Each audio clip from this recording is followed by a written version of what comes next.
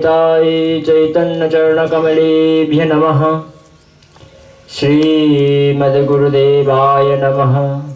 श्री जुगल चरण कमलाय नमो नमः। गुरुर्ब्रह्मा गुरु विष्णु गुरुदेव महेश्वर गुरु साक्षात् परब्रह्म तस्मै श्री गुरवे नमः। ध्यानमूलं गुरुमूर्तिं पूजामूलं गुरुपदम् मंत्रमूलं गुरुवाक्यं मोक्षमूलं गुरुकृपा। बर्हापीराभिरामं मृगमदतिलकं कुण्डलाक्रान्तगण्डं कञ्जाक्षकुम्भकण्ठं स्मितशुभमुखं स्वाधरे न्यस्तवेणुं श्यामं शान्तं त्रिभङ्गं रविकरवसनं भूषितं वैजयन्ता वन्दे वृन्दवनस्थं जीवतिशतवृतं ब्रह्मो गोपालवेशम्। कस्तूरीतिलकं ललाटपटले वक्षस्थले कौस्तुभं नासाग्रे वरमुक्तिकं करतले वेणुकरकङ्कणं सर्वाङ्गे हरिचन्दनं सुललितं कण्ठे च मुक्तावलिं गोपस्त्रीपरिवेष्टितो विजयते गोपालचूडामणिम्। अमोलकमोलकान्तिं नीलवस्त्रां सुकेशिं शशधर समवक्तां खञ्जनाङ्खीं मनज्ञाम् स्तनजुगतो मुक्तादामदीप्तां किशोरीं भुजप्रतिष्ठितो कान्तां राधिकामाश्रयहयम्। आनन्दलीलामय विग्रहाय हेमाभुदिव्यच्छविसुन्दराय तस्मै महाप्रेमरसप्रदाय चैतन्यचन्द्राय नमो नमस्ते। निरानन्दमिदं सर्वं प्रेमानन्दास्पदीकृतं येनं तं सततं वन्दे नित्यानन्दं जगद्गुरुं। वन्दे सर्वदेवाराध्यं निताय गौरस्वरूपिणे प्रेमवदान्य विग्रहं वन्दे निताय चैतन्यसुन्दरम्। ॐ भवतापप्रणाशिन्यै आनन्दघनमूर्तये ज्ञानभक्तिप्रदायिन्यै मातस्तुभ्यं नमो नमः। दुर्गमे पथिमेन्धस्य स्खलत्पादगतिर्मुहुः सकृपाजष्ठिदानेन सन्तोषन्त्यो बलं वनम्। जय रूप सनातन भट्ट रघुनाथ श्रीजीव गोपाल भट्ट दास रघुनाथ। এই ছয় গোসাই করি চরণ বন্দন যাহা হইতে বিঘ্ন নাশ হয় অভীষ্ট পূরণ। বাঞ্ছা কল্পতরুভ্যশ্চ কৃপা সিন্ধুভ্যৈব চ পতিতানাং পাবনেভ্যো বৈষ্ণবেভ্যো নমো নমঃ। সকল সাধু গুরু চরণ কমলেভ্যো নমো নমঃ। শ্রোতৃগণেভ্যো নমো নমঃ। মাতৃগণেভ্যো নমো নমঃ। हरे कृष्ण कृष्ण कृष्ण हरे हरे हरे राम राम राम हरे हरे। बोलिए भागवत भगवान की निताई चैतन्य महाप्रभु की आनंदमयी माँ की स्वामी श्री मुक्तानंद गिरी महाराज की बाबा भोलानाथ की काशी विश्वनाथ भगवान की निताई चैतन्य प्रेमानंदे हरि हरि बोल।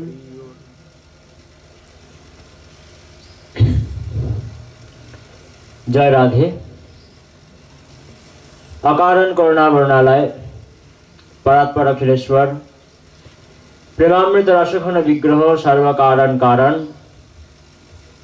दीन दयार्दनाथ पतित पावन भक्त वत्सल कृपा सिंधु भगवान श्री निताय चैतन्य महाप्रभु के पावन कृपा अपार अनुकंपा की बारी धारा का निरंतर वर्षण हम सभी पर हो रही है। परम स्नेहमयी वात्सल्यमयी करुणामयी आद्याशक्ति स्वरूपिणी विश्व प्रसविनी सर्वदेव देवीमयी पूर्ण ब्रह्म नारायण शिष्य माँ आनंदमयी माँ की अहेतु की कृपा अपार स्नेह अपार वात्सल्य की प्लावन हम सभी को प्लावित कर रहा है, जिसके फलस्वरूप माँ नर्मदा की पावन तट पर आनंदमयी माँ की लीला क्षेत्र तीर्थ क्षेत्र इस भीमपुरा आश्रम में बैठकर माँ की आदिष्ट वाक्य को पालन करते हुए इस संयम सप्ताह में हम सभी एकत्रित हुए और उसके अंतर्गत ये भागवतीय कथा भागवत ये सत्र में आने का हमको मौका मिला। ये भगवान की बहुत बड़ी कृपा है, बहुत बड़ी देन है। भगवान की कृपा से ही हम लोगों को उनके कथा में आने का ये शुभ अवसर मिल गया। तो आइए हम उस कृपा के ऊपर भर करके, उस कृपा के ऊपर विश्वास करके आगे बढ़े और उस कृपा से ही हम लोगों को सब कुछ पता चलेगा कि कैसे भगवान है, क्या है। क्योंकि उनको जानने का एक ही तरीका है, वो है उनका कृपा। तो आइए हम लोग आगे बढ़े भागवत जी के अंतर्गत गोपी गीत की ओर। गोपीगण रास में जब कृष्ण का अन्वेषण करते हुए थक गया और सोचने लगा कि अंधकार वन में जाने से कृष्ण और भी अंदर चला जाएगा, इससे कृष्ण का पैर में दर्द होगा, कृष्ण को दुख मिलेगा। तो सब गोपियों ने क्या किया, आकर के एक जगह बैठ गई और बैठ करके रोने लगी, गान गाने लगी। तो ये जो गाना है, ये जो गीत है, इसे कहता है कृष्ण कर्षिणी मंत्र। ये जो 19 मंत्र बताया गया है भागवत में, एक एक मंत्र को कहता है कृष्ण कर्षिणी मंत्र। मतलब ये श्रवण करने से, ये पाठ करने से कृष्ण आकर्षित होकर के आ जाते हैं पास। जो हुआ था गोपियों के साथ, आ गया था। तो भगवान कब आते हैं? भगवान को लाने का एक ही तरीका है, उससे प्रेम करना, प्यार करना। भगवान को अगर हम बुलाना चाहे तो उनको बुलाने का एक ही तरीका है, वो है प्रेम। जैसे मान लीजिए कि एक उन्मत्त बैल है, सांड, और वो भाग रहे हैं। तो उसको पकड़ने के लिए आपको क्या करना चाहिए? उसके सामने जाकर के उसके गाय में हाथ दे करके आपको उनको बचाना चाहिए, या फिर दूसरा कोई तरीका अपनाना चाहिए? बोले अगर हम उसको डायरेक्ट उसको पकड़ने जाए तो क्या होगा, वो हमको गिरा देगा। तो क्या करना चाहिए ना, उनके गले में जो रस्सी है, हमारे दृष्टि वो बैल पर नहीं होना चाहिए, रस्सी पर होना चाहिए। अगर एक बार रस्सी हाथ में आ जाए और एक बार किसी पेड़ के साथ उसको हम बांध दे तो सांड और कई बार जा नहीं पाएगा। तो भगवान ऐसे विशाल है, ऐसे विराट है कि उनको अगर हम पकड़ने जाए तो हमारे पकड़ में वो आएगा ही नहीं। तो क्या करना चाहिए? बोले उनके गले में एक रस्सी है, रस्सी का नाम क्या है? बोले प्रेम रस्सी। उस प्रेम रस्सी को अगर कोई एक बार पकड़ लेने से क्या होगा? बोले हृदय के साथ अगर एक बार बांध दे उस प्रेम रस्सी को तो भगवान और कहीं पर भी जा नहीं पाएगा। इसीलिए भगवान कहते हैं दुर्वासा मुनि से, अहम भक्त पराधीन असतंत्र इव द्विज साधुवी गाढ़स्थ हृदय भक्त जनप्रिय। अम्बरीश उपाख्यान में है, जब भगवान के पास दुर्वासा मुनि आए और आकर के कहने लगे कि आप तो स्वतंत्र हो, आप हमें बचा लो, आपके ऊपर कोई नहीं है, ये आपका सुदर्शन हमें कष्ट दे रहा है, आप बचा लो। तब भगवान कहने लगे कि मैं परतंत्र हूं, मैं स्वतंत्र नहीं हूं। अहम भक्त पराधीन, मैं भक्त के अधीन हूं। असतंत्र इव द्विज, मैं असतंत्र हूं। साधु भी गाढ़स्थ हृदय और भक्त जनप्रिय। वो साधु हो या गृही हो, जो कोई भी हो, मेरा अगर भक्त हो तो मैं उनका भक्त हूं। भगवान कौन है?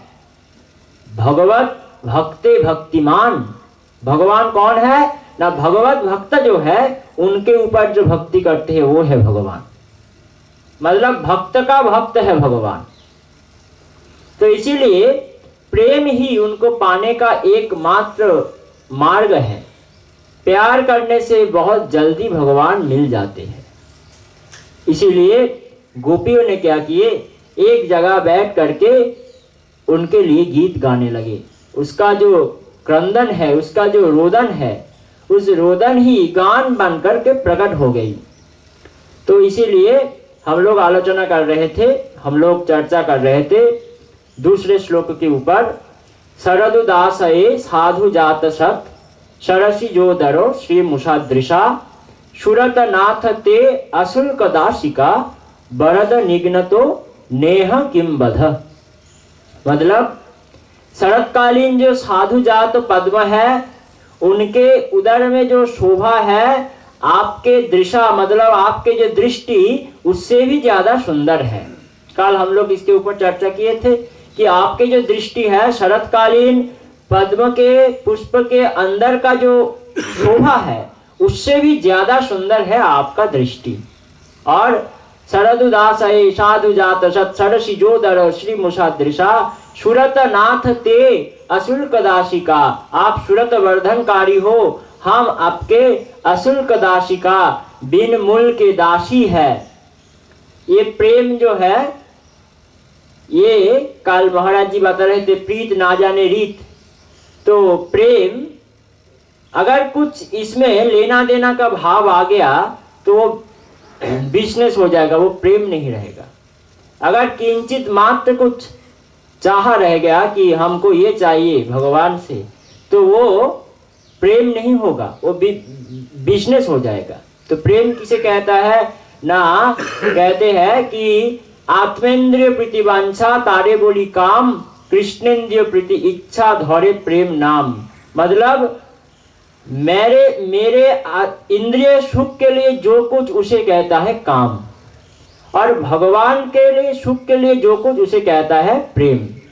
जैसे एक दृष्टांत देता हूं, आप दुकान के पास से जा रहे हैं, मिठाई के दुकान के पास से, और जाते जाते आंख गया कि वहां पर सुंदर सुंदर रसगुल्ले हैं। तो देख करके लगा कि वाह वाह कितना सुंदर है, ये अगर मैं पालूं तो बहुत बढ़िया रहेगा पाने में। तो ये जो मैं पालूं, ये जो भाव आ गया, इसे कहता है काम। और वही भाव अगर देख करके पहले बार में ही लग जाए, पता चले कि ये जो रसगुल्ले है कितना सुंदर है, मेरे माँ बहुत इसको पसंद करेगा, माँ के पास ले करके इसे भोग लगा देंगे। पहले बार में ये हम अंदर का बात है, अंदर हम सबको ही जांच कर सकते हैं कभी। तो ये अगर भाव आ जाए कि माँ के लिए है पहले बार में ही, तो समझना ये इसका नाम है प्रेम। वस्तु तो एक ही है रसगुल्ले, लेकिन वही अगर भगवान के लिए हो जाए, लोभ अगर भगवान के लिए हो जाए तो उसका नाम है प्रेम। काम अगर भगवान के लिए हो जाए उसका नाम है प्रेम। क्रोध अगर भगवान के लिए हो जाए उसका नाम है प्रेम। जो कुछ है रिपु कब तक है, जब तक हमारे इंद्रिय के लिए सब कुछ है तब तक रिपु, और जब भगवान के लिए हो जाए तब वो रिपु नहीं रहता, वो तो हमारे मित्र बन जाते हैं। तो इसीलिए प्रेम जहां पर है शब्द, वहां पर छोटे भी कुछ चीज का वहां पर आदान प्रदान का भाव नहीं रहेगा। भागवत में है पृथु महाराज के पास आए भगवान। पृथु महाराज तपस्या कर रहे थे, पूजा कर रहे थे भगवान का, तो भगवान प्रकट हो गए और होकर के कहने लगे पृथु वरं वृणुते, मतलब वर मांग लो, मेरे से वर मांग लो। तब पृथु महाराज क्या वर मांगा पता है? वो चाहा कि भगवान आप हमको ये वर दे दो। क्या वर? कि आपसे जब कहीं पर भी अगर आप चले जाओ, आपके भक्त जाओ आपको पुकारे और आप चले जाओ उसके पास, जाने के बाद कभी ये वाक्य जो आज हमसे कहे हो, ये वाक्य किसी से मत कहना। क्या वाक्य? ये जो आप कहे हो कि वरं वृणुते, मतलब वर मांगो, ये वर मांगो, ये शब्द किसी भी भक्त के पास जाकर के मत बोलना, यही मेरा वर है मेरे लिए। तो भगवान कहने लगे कि मैं अगर ना बोलूं तो वो कैसे मुझसे मांगेगा? तो कहने लगे भगवान पहले से ही तो जीव आपके माया में वशीभूत होकर के संसार को मांग रहे हैं आपसे, और उसके अंदर कोई कोई एक दो बहुनाम जन्म नामन्ते ज्ञानवान मम प्रबद्धते, ऐसे बहु जन्म के बाद मनुष्यानां सहस्रेषु, बहुत लोगों के अंदर एक दो के अंदर ऐसे आता है कि मैं भगवान का भजन कर लूं, और उसके अंदर में भी एक दो के अंदर आता है कि मैं सब कुछ छोड़ के भगवान को प्राप्त करूं, और जब आपको प्राप्त करने का बारी आता है तब अगर आप आकर के फिर से उसको माया में डालने का कोशिश करें तो वो कैसे माया से पार जाएगा। इसीलिए आप इस बार से ये बात को कहना बंद कर दीजिए कि बरंग वृणुते। जो भक्त होगा वो किसी भी चीज को उसका जरूरत नहीं है भगवान के पास से। यही बात को कपिल भगवान ने भी बताया देवहूति माँ से। जब भागवत में वर्णन कर रहे देवहूति माँ के पास कपिल भगवान, तो कहते हैं मेरे जो भक्त है मैं तो चाहता हूं कि उसको कुछ दे दूं, लेकिन वो कैसे है। कहते हैं साष्टी शालोक्य सामीप्य सारूप्यकमाप्युतम दीयमानम न गृहीणन्ति बिना मत सेवनो जना। कहते हैं कपिल भगवान कि माँ मैं तो चाहता हूं कि कुछ उसको दे दूं। क्या देना की चाहते हैं भगवान? बोले जो मोक्ष, जिस मुक्ति को बड़े बड़े जोगी बड़े बड़े मुनि चाहते हैं, भगवान कहते हैं शालोक्य शास्त्री सामीप्य सारूप्यकमाप्युतम, मतलब शालोक्य मुक्ति, सारूप्य मुक्ति, साष्टी, सामीप्य, ये चार विध जो मुक्ति है, चतुर्विध मुक्ति, ये चार प्रकार मुक्ति देने के लिए मैं भक्त के पीछे पीछे भागते रहता हूं। कहता हूं कि ले लो ले लो, और भक्त कहता है नहीं चाहिए। दीयमानम न गृहीणन्ति, बोले क्या चाहिए तुमको? तो एक बात बताता है मुझको एक चीज आप दे दो। क्या? बिना मत सेवनो जना, केवल भगवान आपको अगर कुछ देना है तो आपके सेवा का अवसर दे दो। भक्त का यही मांग है कि सेवा दे दो, आपका सेवा। तो इसीलिए भगवान भक्त के पास ऋणी हो जाता है। गोपी कैसे है? अशुल्क दासिका, बिने मूल के दासी। तो गोपी इसीलिए कहता है बरद निघ्न तो नेह किम बध। आपका जो दृष्टि है, जो पद्म पुष्प के अंदर का जो शोभा है उससे भी सुंदर है, वो दृष्टि कैसे है ना, उसका एक विशेषण गोपी ने दिया बरद, मतलब वो वर प्रदानकारी, वो वर प्रदान करते हैं। और उस दृष्टि से आप क्या कर रहे हो? निघ्न तो हम लोगों को वध करने का कोशिश कर रहे हो। इससे क्या आपका स्त्री वध का पाप नहीं लगेगा? तो भगवान कहने लगे मैं जो कुछ भी कर लूं मेरे को तो कोई पाप स्पर्श ही नहीं करता, क्योंकि मैं तो सब पाप से परे हूं ना, मेरे को कोई पाप ही नहीं लगता। और तुम जो कह रहे हो स्त्री वध, हम क्या तुमको कोई चाकू दे करके, कोई कुछ अस्त्र दे करके मार रहे हैं, वध कर रहे हैं? बोले नहीं नहीं, आप तो अस्त्र से नहीं वध कर रहे हो। श्रीधर स्वामीपाद ने टीका में कहे हैं कि वध भगवान किससे करते हैं? बोले अस्त्र से भगवान वध नहीं करते, अपना दृष्टि से भगवान वध कर देते हैं। देखिए ना, जब सृष्टि का प्रलय होता है तो भगवान क्या करता है? अपने आंखों को बंद कर लेते हैं, तो दृष्टि से प्रलय हो गया ना। फिर से जब आंख खोलते हैं फिर से नया सृष्टि रचना हो जाता है। तो इसीलिए भगवान का दृष्टि से ही वध संभव है। तो भगवान गोपियों को वध करने का कोशिश कर रहे हैं, ऐसे गोपियों को कहना है। गोपी का असली मकसद है कि हमको दर्शन दे दो। क्यों दर्शन चाहिए? क्योंकि आपके दर्शन के बिना हमारा प्राण चला जाएगा, प्राण नहीं रहेगा, इसीलिए आप दर्शन दे दो। तो भगवान कहने लगे कि तुम अगर मर भी जाओ तो उससे मेरा क्या? मेरा कोई लाभ भी नहीं होगा, मेरा कोई क्षति भी नहीं होगा, मेरा क्या होगा? तुम अगर मर भी जाओ, तुम्हारा मृत्यु भी हो जाए। तो गोपी कहने लगी कि हमारे मृत्यु से अगर आपका कुछ नहीं होता तो इतना दिन तक हमें बचा के रखे क्यों? क्यों बचाया हमको? बोले कब कब तुम्हें हम बचाए? हम तो तुमको नहीं बचाए। तो गोपी कहने लगी कि आप तो बचा करके भूल जाते हो कब कब बचाए हो, तो सुन लो कब कब बचाए हो। तब गोपी तीसरे श्लोक में कहने लगी विश्व जलापयाद बाल राक्षसाद वर्ष मारुताद वैद्युतान ललाट वृषमय आत्मजात विश्वतो भयाद ऋषभ ते वयम रक्षिता मुहुः। गोपी कहने लगी कि आप कब कब हमको बचाए हो, इसका बात आप सुन लो। पहले विष जलापयात, विष जल में जब विष भर गया था, मतलब कालिय नाग यमुना का पानी को विष से एकदम भर दिया था। तब सभी वृंदावन वासी जो थे सभी को बहुत कष्ट पहुंचा, और जब ब्रजवासियों को कष्ट हो रहा था उसके अंदर हम भी थे। आप हमारे कष्ट को निवारण करने के लिए खेल की छलना में वो यमुना पुलिन में पहुंचे, और पहुंचने के बाद वहां पर छलांग लगाए, और लगाने के बाद कालियनाग के मस्तक के ऊपर आप नृत्य प्रारंभ कर दिए। भगवान का तब नाम क्या हुआ? नटवर। एक है नटराज, एक है नटवर। नटराज कौन है? बोले महादेव है नटराज, और नटवर कौन है? बोले कृष्ण है नटवर। दोनों ही तांडव किया, एक सर्प के मस्तक के ऊपर और एक सर्प को गले में धारण करके, यही तफात है। एक है नटराज, एक है नटवर। इसीलिए सूरदास का भजन है ना, बम मम बम बम महादेव बम बम बलिहारी, तांडव गति मंडन पर नाचत गिरधारी।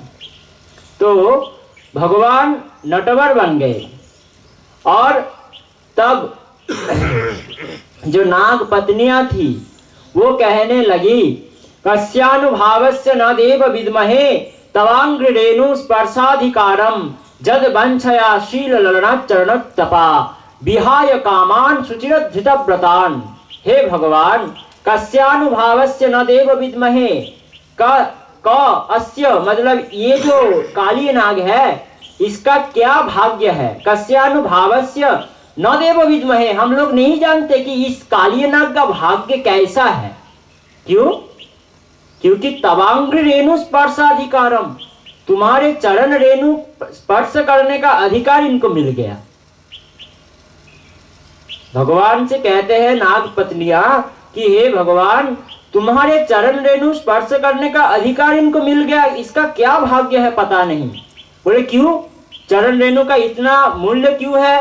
बोले जद वांछया श्रील ललना चरण तपा, जो स्वयं माँ लक्ष्मी है, जिसका वांछा करते हैं, जिसका वांछा करती रहती है माँ लक्ष्मी स्वयं, और ऐसे वैसे नहीं, आचरण तपा, तपस्या करते हुए, माँ लक्ष्मी तपस्या करते हुए ये सोचते हैं कि कब मिलेगा, कब मिलेगा कृष्ण चरण रेणु, कब मिलेगा। इसीलिए नारायण के चरण में रहता है ना माँ। क्यों रहता है? चरण रेणु पाने के लिए। आचरण तपा, क्या तपस्या किए? अपने पति नारायण को छोड़ करके आए हैं कृष्ण चरण रेणु पाने के लिए। बोले आचरण तपा विहाय कामान, कामना को त्याग करते हुए, शुचिरोधित व्रतान, व्रत धारण करते हुए, लक्ष्मी जिस चरण रेणु को प्राप्त करने का वांछा करते हैं वो चरण रेणु कालियनाग ऐसे ही आपको विष दे करके पा लिए, प्राप्त कर लिए, विष से प्राप्त कर लिए। ये है भगवान का उदारता। राय के सम भजन को मानत मेरु समान, अवगुण करे समुद्र सम गणत न अपनो जान। राय के सम भजन को मानत मेरु समान, अगर हमारे अवगुण हो जाए, समुद्र जैसे अवगुण हो जाए, तो भगवान उसको देखता नहीं। गणत न अपनो जान, हमारे है, मेरा है, ये सोचकर देखता नहीं। और राय के सम भजन को, अगर कोई राय के जो दाना है उसके बराबर अगर कोई भजन कर ले तो भगवान सोचते हैं मानत मेरु समान, सुमेरु पर्वत के समान इसका भजन हो गया। तो ये भगवान का स्वभाव है, ये भगवान का स्वरूप है। उसका जो शत्रु है वो भी मोक्ष को प्राप्त करते हैं। मित्र को तो बात जाने दो, भगवान का जो शत्रु है, कल जो बता रहे थे ना, श्रुतिगण भगवान का जो स्तुति कर रहे थे, वहां पर वर्णित है वेद स्तुति, वेदगण भगवान कृष्ण का स्तुति करने आए, भागवत में है। वहां पर कहते हैं वेदगण, निभृतम अरुण मनो अक्ष धीर जोगो जुजो हृदि जन्मूनयो उपासते तदरय पिजो स्मरणात्। जो जोगीगण मुनिगण अपने मन को, अपने इंद्रिय को, अपने चक्षु को, सब कुछ को एकदम योग युक्त करके आपका तपस्या करते हैं, निवृत स्थान में रहते हुए अरुण मन अक्ष दृढ़ जोगो जुजे, दृढ़ योग युक्त होकर के आपका भजन करते हैं, आपका साधन करते हैं, और वो जो फल नहीं पाते, वो फल कौन पाते हैं? तदो अरयो ओपी, मतलब तुम्हारे जो अरि शत्रु है वो जजुस्मरणात्, सुलभ में वो उसको प्राप्त हो जाता है। भगवान का जो भक्त, जो योगी है, योगी लोग ध्यान करके जो चीज नहीं प्राप्त कर सकते, भगवान में जो शत्रु भाव रखते हैं वो सहज में, सरल में वो भाव को प्राप्त कर सकते हैं। और ये जो ब्रज क्रिया है ये कैसा है? स्त्रियो उरुगेंद्र भोगो भोगो भुजदंड गृहीतो वयमोपि ते समा समदृशांग सरोज सुधा। ये जो ब्रज स्त्रिया है इसका बात कहना क्या है? इसके चरण रेणु के प्रताप से क्या होता है पता है? इसके चरण रेणु के प्रताप से हम श्रुतिया, हम तुम्हारे उस चरण रेणु को पाने का लायक बन गई। श्रुति गोपी बन गई। गोपी के अंदर बहुत प्रकार विभाग है। एक है श्रुति चोरी ब्रजगोपी, एक है ऋषि चोरी ब्रजगोपी। जो श्रुतिगण भगवान के स्तुति किया था कि हमको गोपी देह दे दो, तो वो जब गोपियों के तपस्या किए, गोपियों का साधन किए, ब्रज गोपियों का साधन किए, तब उनको गोपी देह का प्राप्ति हुआ। तो ये जो गोपी है ये है साधन सिद्धा, ये है साधन सिद्धा ब्रज गोपी इसे कहते हैं। तो ये जो है ये श्रुति चोरी ब्रज गोपी। और एक है ऋषि चोरी का कौन है ना? जो दंडकारण्य में ऋषियां थे, वो ऋषिगण क्या करते थे? जब भगवान रामचंद्र वहां पर गए तो राम से कहने लगे आपको हम पति रूप में पाना चाहते हैं, आपको हम पति रूप में पाना चाहते हैं। तो रामचंद्र कहने लगे अभी तो मैं एक पत्नी व्रतधर हूं, तो अभी तो आप हमको पा नहीं सकते, तो आप एक काम करो कि इसके बाद में जब हम कृष्ण रूप में अवतरित होंगे तब आप हमको प्राप्त करना। तो तब ही ये ऋषिगण जो वेदज्ञ ऋषि है ये सब गोपी बन करके आए। तो इसे कहते हैं ऋषि चोरी ब्रज गोपी। तो ये सब बड़े बड़े महाविद्वान है, महापंडित है। तो ये जो गोपी है ये सब कहते हैं कि तवांघ्र रेणु स्पर्शाधिकारम निवृतम अरुण मनो अक्ष दृढ़ जोगो जुजो जन हृदय जन उपासते तदरपि जजुस्मरणात्। तुम्हारे शत्रु भी उसको प्राप्त करते हैं जो योगीगण बहुत तपस्या के बाद प्राप्त कर नहीं पाते। इसीलिए कालिय नाग के पत्नियां, नाग पत्नियां कहती है कि ये कालिय नाग के क्या भाग्य है पता नहीं कि वो चरण रेणु उसको मिल गया, जो चरण रेणु पाने के लिए सब कोई तरसते हैं, तड़पते हैं, वो चरण रेणु उनको मिल गया। तो तब भगवान ने क्या किया? कालिय नाग का उद्धार किया और ब्रज गोपियों को, ब्रजवासियों को उस विपत्ति से बचाए। तो ये हो गया विष जलापयाद। पहले वाला समझा दिया भगवान को कि हम सभी को विष युक्त जल से बचाए हो। अब दूसरा कहते हैं विष जलापयाद ब्याल राक्षसात। जब ब्याल मतलब अजगर सर्प के रूप धारण करके एक राक्षस आए थे जिसका नाम है, क्या नाम है? अघासुर आए थे। तो अघासुर कौन? बकासुर के भाई। तो बकासुर और पुतना के भाई है अघासुर, आए थे, आकर के लेट गए, एकदम मुख को खोल करके लेट गए। ऐसे लग रहा है कि मानो कोई बड़े एक नया गुफा का सृष्टि हो गया। और कृष्ण का जो सखा थे सभी ने उस गुफा के अंदर जाने का कोशिश करे और अंदर चला गया सभी मिलकर के। भगवान कृष्ण को पता चल गया कि अभी ये जो है ये कोई गुफा नहीं, ये एक असुर है। तो भगवान भी उनको बचाने के लिए उनके पीछे पीछे दौड़े और एकदम उनके उदर में चला गया। अब विष से सब कोई बेहोश हो गए। अंदर जाकर के भगवान क्या किए, उनको 2 खंड में खंडित कर दिए, बड़ा होकर के अघासुर का वध कर दिए। तब ये जो ब्याल है, इस राक्षस से आपने हमको बचाए हो, ये बात गोपी कहती है। तो कृष्ण कहते हैं और किससे हम आपको बचाए हैं? तो कहने लगे विष जलापयाद ब्याल राक्षसाद वर्ष मारुताद वैद्युतान ललाट।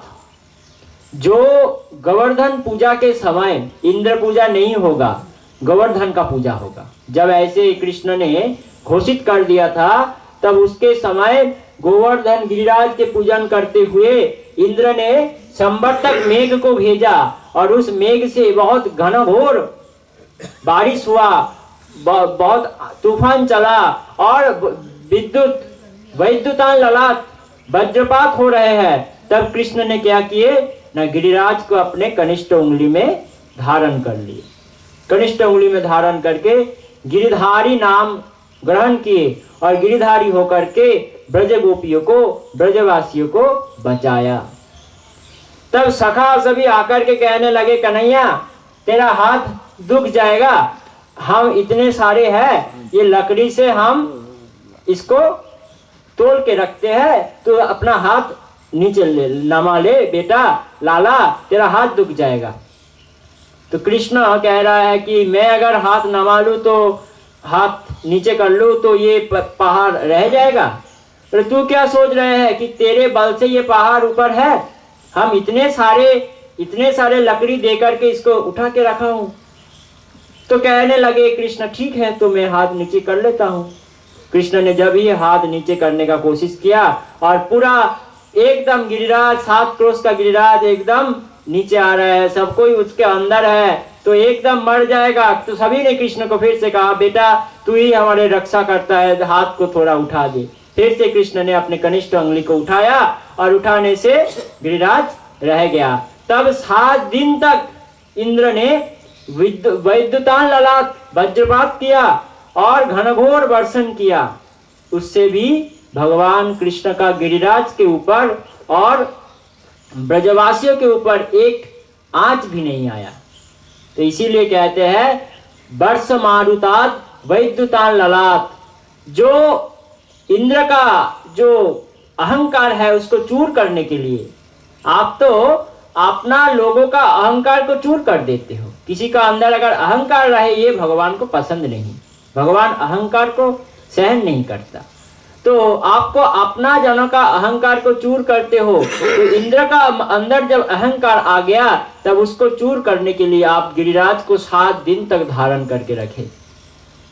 और तब से ये 56 भोग की व्यवस्था है। ये 56 भोग दिया जाता है ना भगवान को। भगवान कृष्ण को माँ यशोदा एक दिन में 8 बार खिलाते थे, एक दिन में। तो 7 दिन ऐसे हाथ है, खाए कैसे? नहीं खाया। तो माँ ने एक साथ 8 × 7 कर दिया, मतलब मल्टीप्लाई कर दिया, 56 भोग लगा दिया एक साथ भगवान के पास। तो तब से ये 56 भोग है। तो गोपी कहती है कि आपने हमको ऐसे बचाया हो। जब गोविंद नाम धारण करके, गिरिधारी नाम धारण करके गिरिराज को ऊपर लेकर के आपने हमारे रक्षा किए। भगवान ने कहा मैं तो ब्रजवासियों का रक्षा करने वाला हूँ, तुम्हारी रक्षा तो करने के लिए मैंने ऐसे उठाया नहीं। बोले हाँ वो बात सही है, लेकिन ब्रजवासी के अंतर्गत हम भी तो है ना। बोले तो अभी मेरे लिए क्या बाकी ब्रजवासी मर रहे हैं? तुम ही तो मर रहे हो और तुम ही कहते हो कि आ जाओ, नहीं तो हमारे वध का दोष तुम्हारे ऊपर लगेगा। तो तुम ही तो कह रहे हो, बाकी ब्रजवासी तो नहीं कह रहे हैं। तब फिर से गोपी कहने लगी कि नहीं, आप तो रक्षा किए हो सभी को, लेकिन स्पेशली हम लोगों को भी आपने रक्षा किए। कब? वृषमय आत्मजात। अब गोपी जो उदाहरण दे रहे हैं भगवान कृष्ण की लीला के ऊपर, ये रास के पहले का नहीं है, रास के बाद का है। मतलब अभी रास में कृष्ण का उम्र है 8 साल और कृष्ण ने 11 साल में अरिष्ठासुर का वध किया और व्योमासुर का वध किया। 11 साल उम्र में। कृष्ण का आयु अभी क्या है? 8 साल उम्र है, 8 साल। और तब गोपी कहते हैं कि वर्ष मारुताद वैद्युतान ललाट वृष मय आत्मजात। मतलब वृष अरिष्ठ, एक अरिष्ठासुर नाम के एक वृष के रूप धारण करके आए थे ब्रज में। थोड़ा बताता हूँ लीला को। एक अरिष्ठासुर आए थे ब्रज में, गोधूली का समय था, सूर्य ढलने वाले थे। ऐसे वक्त अरिष्ठासुर आ गए और वृंदावन में तोड़ फोड़ मचा दिया। कृष्ण को ढूंढ रहे हैं मारने के लिए, तो ब्रजगोपी आकर के कृष्ण के पास बुलाने लगी, कृष्ण हमको बचा लो। ये ब्रजगोपी स्पेशली कृष्ण को बुला रहे थे, हमको बचा लो, हमको रक्षा करो, क्योंकि वो लोग पानी लेकर के, घड़ा लेकर के आ रहे थे ना। तब कृष्ण क्या किए? अरिष्टासुर का वध कर दिए। अरिष्टासुर का वध हो गया। अब राधा रानी कहती है कि आप, तुम्हारे साथ हम बात नहीं करेंगे, तुम्हारे दर्शन नहीं करेंगे, स्पर्शन नहीं करेंगे। क्यों? क्योंकि तुम गो हत्यारे हो, गो का वध किए हो तुम। वृष का रूप धारण करके अरिष्टासुर आए, तो उसका तुम वध किए हो, तो तुम क्या हो? गोवधी हो। तो जो गोवध करते हैं उनका दर्शन हम नहीं करते। भगवान कहते हैं मैं तो तुम्हारे लिए ये गो को वध किया, और ये तो कोई गाय नहीं थे, ये तो एक असुर था। बोले जो भी हो, गाय के रूप धारण करके आए थे ना। जब वो साधु के वेश बना करके आने से माँ सीता रावण के पास भी चले जा सकते हैं, तो गाय के वेश बना करके आने से तुम उसको क्यों नहीं रक्षा किए? दूर ले जा सकते थे, इसीलिए तुम्हारे अंदर पाप लग गया है। तो कृष्ण ने कहते हैं कि क्या करना चाहिए, तो हमको पाप से मुक्त होने के लिए क्या करें? कहते हैं ब्रजगोपी कि एक काम करो, 7 तीर्थ का पानी से आप अगर स्नान कर सकते हो तब आप पवित्र होगे। गंगे च यमुना चैव गोदावरी सरस्वती नर्मदे सिंधु कावेरी जलस्मिन सन्निधिं कुरु। ये जो 7 नदियां है, इसके पानी से अगर आप, इसके जल से अगर आप स्नान करो तो आप पवित्र हो जाओगे। तब भगवान क्या किए? बंसी से एक कुंड का रचना कर दिए और सभी को बुला लिए। सभी आकर के कुंड में अंदर चला गया और भगवान उस पे डुबकी लगा करके बोले मैं पवित्र हो गया हूँ, इस कुंड में मैं स्नान किया हूँ, इसलिए नाम क्या होगा? श्याम कुंड। बोलिए श्याम कुंड की जय। तो गोपियों से कहते हैं कि अब तो पाप तुम्हारे ऊपर लग गया। क्यों? बोले तुम्हारे लिए हम गोवध किए थे, तो गोवध का पाप जिसके लिए हो गोवध, उसको भी थोड़ा तो पाप बनता है ना, उसके लिए भी। तो तुम आप कैसे पवित्र हो गए? भगवान कहते हैं तुम भी अगर इस जलाशय में डुबकी लगाओ तो तुम पवित्र हो जाओगे। तो सभी गोपी कहने लगे कि हम तो यहाँ पे डुबकी नहीं लगाएंगे, क्योंकि तुम्हारे पाप इसमें है, इसमें हम डुबकी नहीं लगाएंगे। तो गोपी क्या किए ना, 300 मतलब 300 करोड़ ब्रजगोपी थे, अपने अपने कंकन को तोड़े। कंकन को तोड़ करके उस कंकन से एक कुंड का खनन करने लगे। कंकन से खनन किए हुए कुंड, इससे नाम हो गया क्या? कंकन कुंड। अब पानी कहां से मिलेगा? पानी के लिए ब्रजगोपी बहुत साधन कर रहे हैं। दूर से यमुना से पानी को एक गोपी दूसरे के हाथ में घड़ा देते हैं, दूसरे तीसरे के, ऐसे करके वो पानी को ला करके रख रहे हैं, और कृष्ण दूर से एक एक पत्थर मार करके घड़ा को फोड़ रहे हैं। तो पानी तो सब नष्ट हो जाते हैं। क्या करे ब्रजगोपी? तब अंतिम में कृष्ण ने सभी 7 नदियों से कहा कि जाओ गोपियों के चरण में जाकर के प्रणाम करो और उससे जांचना करो कि आप लोगों को वो स्वीकार करे। तब क्या किए ना, वो 7 नदियां आकर के ब्रजगोपियों के पास प्रार्थना किए। ब्रजगोपी ने उनको स्वीकार किए और आकर के वहां पर चले आए वो कुंड के अंदर। तब भगवान बंसी से एक छेद कर दिए, कुंड, दोनों कुंड के अंदर एक छेद कर दिए। अभी भी है, राधा कुंड और श्याम कुंड के अंदर एक छेद है, वहां से जल का आदान प्रदान होता है। तो वो बन गया कंकन कुंड, तभी उनका नाम था कंकन कुंड। अभी राधा कुंड नाम नहीं हुआ। बाद में कृष्ण का जो पोता था, कृष्ण का पोता अनिरुद्ध, अनिरुद्ध का जो बेटा उसका नाम था वज्रनाभ। तो वज्रनाभ ने फिर उस कुंड का संस्कार किए। उसके बाद फिर से वो कुंड बंद हो गया था, एकदम धान का जमीन हो गया, धान उगने लगा वहां पर। तो उसके बाद हमारे चैतन्य महाप्रभु जब वहां पर गए, चैतन्य महाप्रभु जाकर के उस आरिठ ग्राम में वहां का मिट्टी को लेकर के अपने मस्तक में तिलक करके धारण करे और कहने लगे यही राधा कुंड है। तब से उनका नाम हो गया राधा कुंड। बोलिए राधा कुंड की जय। तो ये जो है ये लीला अभी हुआ नहीं, होगा। ब्रजगोपी जिसका वर्णन कर रहे हैं ये लीला होगा। और मैं आत्मजात माने मैं नामक असुर का आत्मजात पुत्र, उसका नाम है व्योमासुर, जो कि आकाश मार्ग से आते थे और मुंह से आग निकलते थे। तो ऐसे जो असुर है इसको भी आप वध किए हो, हमारे लिए करोगे अब वध। तो गोपी तो त्रिकालज्ञ है ना, कुछ बात उसके बाहर है नहीं, सबकी पता उनको है। तो गोपी कहती है कि आपने हमको इतने बार बचाए हो और आगे भी बचाते रहोगे, तो आप एक काम करो कि इस बार अदर्शन से क्यों हमको मारना है, दर्शन देकर हमारे प्राण का रक्षा कर दो। ये प्रेम ऐसी चीज है ना कि प्रेम में जो विरह है, ये विरह भक्त का सहन नहीं होता। सब कुछ सहन होता है, विरह सहन नहीं होता। और प्रेम ज्यादा होता है कहाँ पर, बोले जहां पर विरह बाढ़ता है। विरह में प्रेम का प्रकाश ज्यादा होता है। इसीलिए तो नहीं तो कृष्ण को यहाँ पर आने का आवश्यकता क्या था। धरती में लीला करने के लिए कृष्ण क्यों आए। कहते हैं हमारे चैतन्य चरितामृत तो बांग्ला में कहते हैं, पहले बांग्ला प्यार को कह देता हूँ, उसके बाद उसका हिंदी करने का कोशिश करूंगा। जे सब लीला नाय बैकुंठ माझार সেই लीला करिबो जाते मोर चमत्कार। मतलब जो लीला गोलोक में भी नहीं है, बैकुंठ में भी नहीं है, वो लीला करने के लिए यहाँ पर आना है। गोलोक में राधा है, गोलोक में कृष्ण है, गोलोक में माँ यशोदा है, सखा है, सब कोई है, लेकिन कोई सखा कृष्ण कृष्ण कन्हैया कन्हैया कर कर ऐसे पुकार कर रोते नहीं। यशोदा माँ है, लेकिन यशोदा माँ कभी मक्खन को लेकर के कन्हैया के लिए रोते नहीं। विरह नहीं है वहां पर, मिलन है सिर्फ। राधा रानी है, गोपी है, लेकिन गोपी कभी कृष्ण के लिए तड़पती नहीं, रोती नहीं।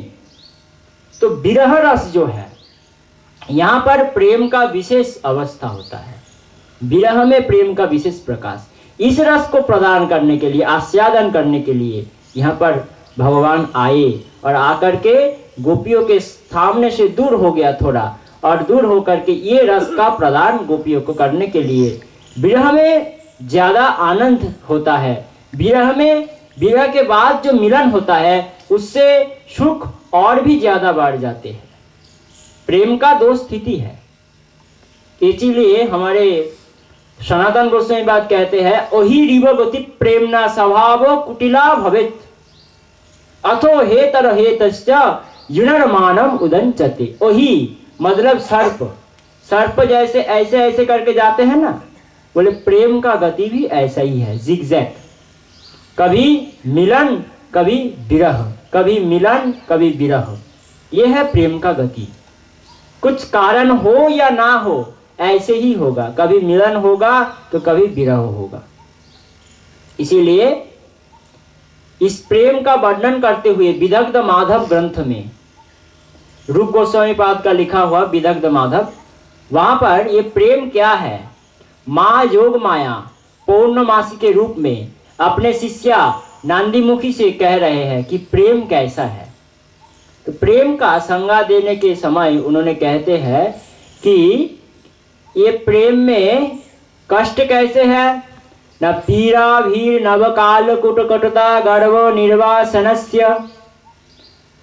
प्रेम में जो पीड़ा है, जो कष्ट है, वो कैसे है, नवकालकूट विष, मतलब जो सर्प के जो नवकालकुट विष युक्त जो सर्प है उसके जो बच्चे हैं छोटे छोटे, बड़े सर्प का विष से छोटे सर्प का विष में ज्यादा जलन होता है।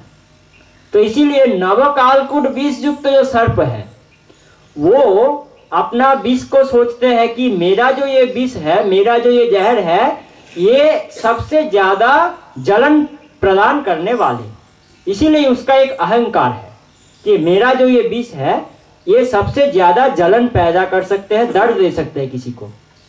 तो प्रेम का जो दर्द है वो कैसे है? बोले इसको निर्वासित कर देता है, मतलब संकुचित कर देता है। वो अपने आप को छोटे समझने लगता है। प्रेम में ऐसे दर्द है। और आनंद कैसे है? बोले सुधा निश्चेदन मुदा सुधा मधुरिमा अहंकारो संकोचनो। सुधा मतलब अमृत का जो अहंकार है कि मेरे जैसे आनंद देने वाला और कोई नहीं है, उसको अहंकार को जो संकुचित कर दे। और पीड़ा कैसे है? बोले कालकूट विष के जो अभिमान है कि मैं सबसे ज्यादा दर्द देने वाला हूं, उसके अभिमान को भी जो निर्वासित कर दे। ऐसे है प्रेम का कष्ट और प्रेम का आनंद। बोले दोनों तो अपोजिट हुआ ना, एक कष्ट एक आनंद, दो तो अपोजिट। तो अपोजिट चीज एक साथ कैसे रह सकता है? टक्कर लग जाएगा। जैसे मान लीजिए कि गर्मी है, मतलब क्या है? ठंडी नहीं है। सूर्य है, मतलब क्या है? अंधकार नहीं है।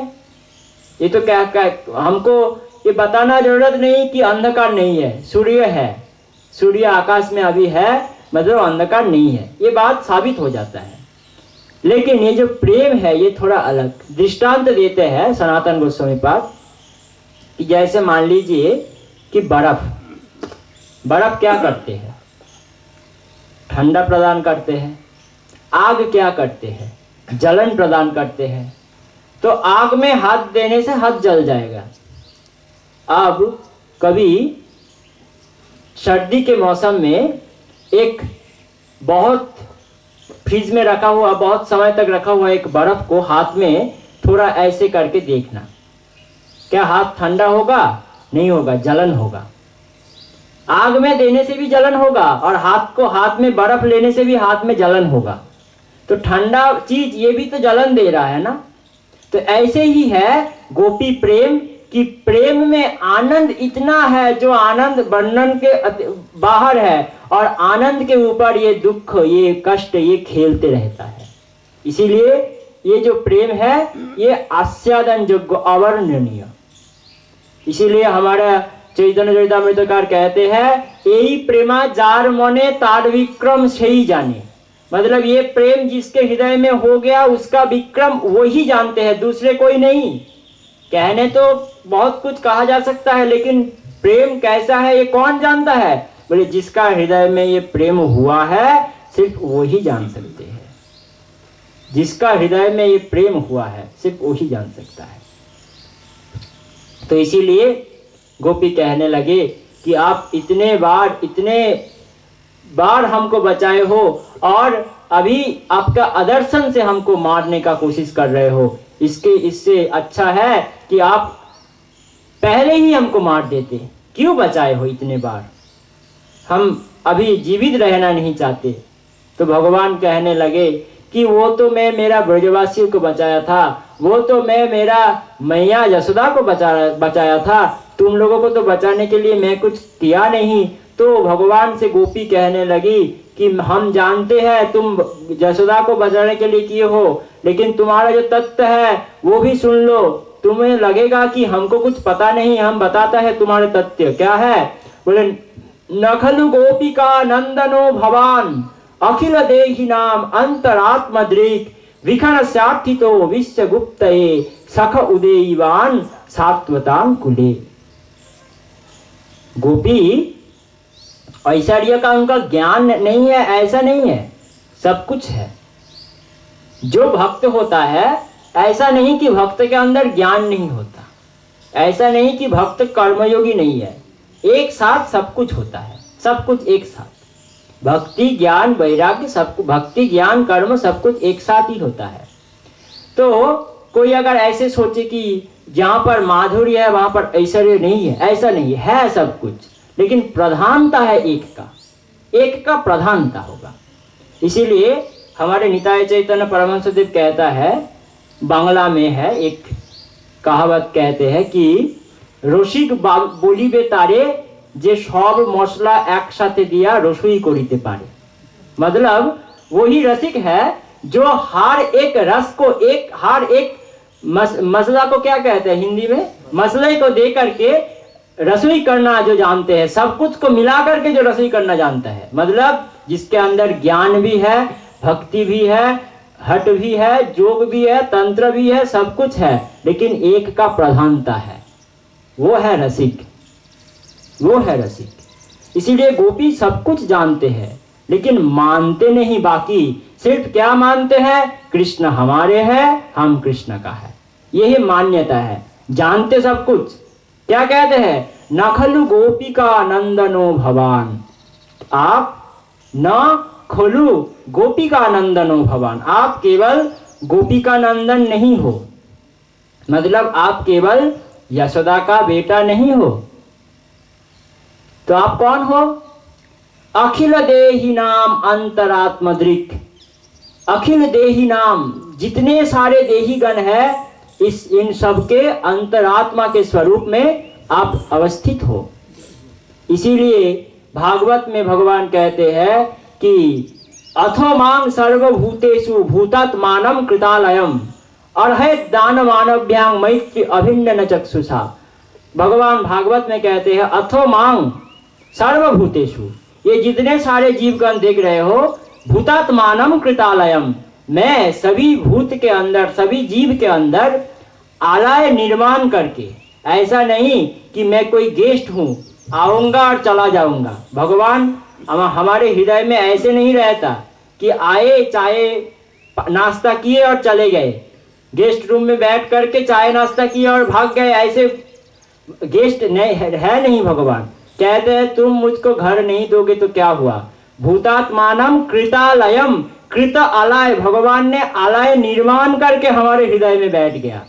अभी अर्हत दान मानव्यांग मैत्री अभिन्न न चक्षुषा, अब क्या करना चाहिए, इसीलिए अतएव हमको सभी को मान दान करना चाहिए। क्या सोच के, ईश्वर और जीव कलया प्रविष्ट भगवान, ईश्वर सभी के अंदर है, ये सोच करके सभी को नमन करना चाहिए, प्रणाम करना चाहिए। तो गोपी ये बात को सहज रूप से कह रहे हैं, नखलु गोपिका नंदनो भवान, आप सिर्फ गोपी नंदन नहीं, आप सिर्फ जसोदा नंदन नहीं, आप कौन हो, अखिल देही नाम अंतरात्मदृक्, अखिल जीवगण के अंतरात्मा के स्वरूप में, साक्षी स्वरूप में आप अवस्थित हो। और विखन सार्थितो विश्व गुप्तये, विखन सार्थितो मतलब ब्रह्मा की पुकारने से आप अवतरित हुए हो।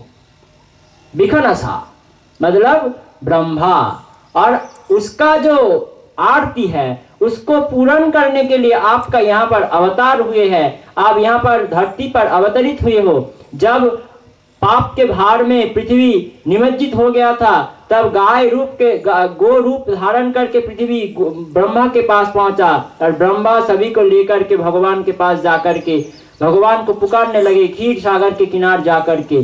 तब भगवान ने उसको आशीष वचन दिया कि वसुदेव गृहे साक्षात भगवान पुरुष परह, दैववाणी हुआ कि वसुदेव के गृह में हम आएंगे। अब यहाँ पर एक बात याद आ गया कि टीकाकार कहते हैं, यहाँ पर प्रश्न करते हैं कि भगवान ने कहा वसुदेव के गृह में आएंगे, लेकिन वसुदेव कहाँ पर थे, कंस के कारागार में थे, जेल में थे। तो जो वसुदेव जेल में रहते हैं, भगवान सत्य संकल्प सत्य वचन होकर के कैसे कह दिया कि मैं वसुदेव के गृह में आऊंगा, आया कहाँ पर, जेल में आया, दूसरे के गृह हो गया ना, वसुदेव के गृह तो नहीं हुआ। तो भगवान क्या झूठ कहा, यहाँ पर टीकाकार कहते हैं नहीं नहीं, गृह का मतलब सिर्फ घर नहीं, गृह का मतलब क्या है, न गृह गृह मित्याहु गृहिणीम गृह उच्यते, गृह का गृह कहा नहीं गया, गृहिणी को गृह कहा गया है। ये भी तो गृह है ना, इसे क्या गृह कहते हैं? इसे मठ कहता है, आश्रम कहता है। ये यहाँ पर अगर संसार हो जाए तो क्या होगा? गृह बन जाएगा। तो इसीलिए न गृह गृह मिथ्या हो गृहिणीम गृह मुच्यते। तो जो बात कह रहा था कि विखन सार्थितो, ब्रह्मा के पुकार को पूर्ण करने के लिए, ब्रह्मा के प्रार्थना को सुनकर के अपने इस धरती पर अवतरित हुए। और आप कैसे हो?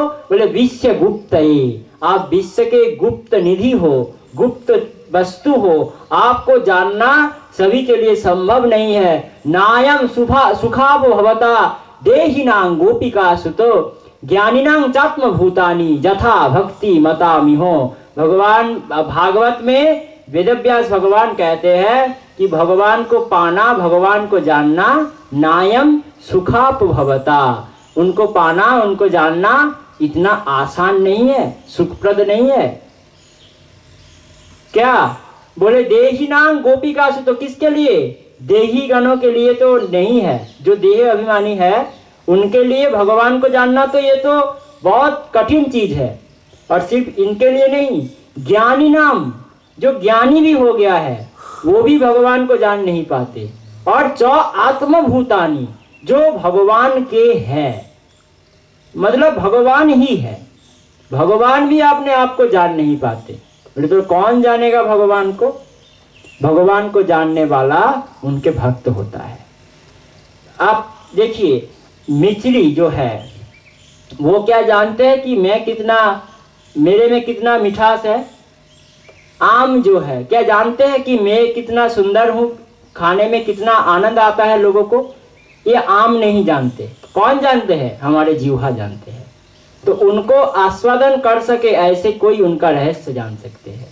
इसीलिए भगवान का जो भक्त है, भगवान का जो प्रेमी है, वो ही उनको जान सकते हैं, सहज में सरल में जान सकते हैं। इसीलिए गोपी का कहना है, नकुल गोपिका नंदनो भवान अखिल देहि नाम अंतरात्मदृक विखन सार्थितो विश्व गुप्तये। आप विश्व के गुप्त निधि हो। और सखे उदयी बान, हे सखे हे सखा, आप उदित हुए हो सात्वतांकुले, ये कुल में, ये ब्रजधाम में आप उदित हुए हो ब्रज को रक्षा करने के लिए। इसके ऊपर हम फिर से काल आगे बढ़ेंगे, चर्चा को आगे बढ़ाएंगे। आज सभी के चरण में वंदन करते हुए, प्रणाम करते हुए, सभी साधु संत के चरण में प्रणाम करते हुए माँ के चरण में वाणी को विश्राम देता हूँ। बोले भागवत भगवान की, वृंदावन धाम की, कृष्ण कन्हैया लाल की, राधा रानी की, ब्रज गोपी गण की, आनंदमयी माँ की, स्वामी मुक्तानंद गिरिजी महाराज की, बाबा भोलानाथ की, पवन सुत हनुमान जी महाराज की, निताई चैतन्य महाप्रभु की, आपन आपन गुरुदेव भगवान की, स्वामी श्री भास्करानंद जी महाराज की, निताई चैतन्य प्रेमानंदे हरि हरि बोल। नमः पार्वती पतये हर हर महादेव। ओम पूर्णमदः पूर्णमिदं पूर्णात् पूर्णमुदच्यते पूर्णस्य पूर्णमादाय पूर्णमेवावशिष्यते। ओम शांति शांति शांति। हरि ओम तत्सत्। जय जय श्री राधे श्याम।